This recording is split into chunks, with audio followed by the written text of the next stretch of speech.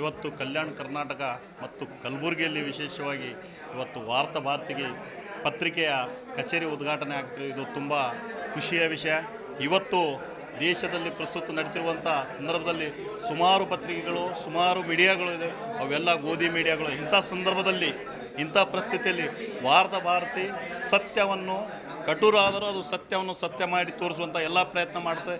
ಇವತ್ತು ಇಂಥ ಸಂದರ್ಭದಲ್ಲಿ ಎಲ್ಲ ಪತ್ರಿಕೆಗಳು ಸುಮಾರು ಸುಳ್ಳನ್ನು ಪ್ರಚಾರ ಮಾಡುವಂಥ ಸಂದರ್ಭದಲ್ಲಿ ವಾರ್ತಾ ಭಾರತಿ ಒಂದೇ ಪತ್ರಿಕೆ ಅದು ಸತ್ಯವನ್ನು ಸತ್ಯವಾಗಿ ಅದು ಎಷ್ಟೇ ಅಡಚಣೆ ಬಂದರೂ ಸತ್ಯ ತೋರಿಸುವಂಥ ಕೆಲಸ ಮಾಡ್ತದೆ. ಇದು ತುಂಬ ಖುಷಿಯ ವಿಷಯ.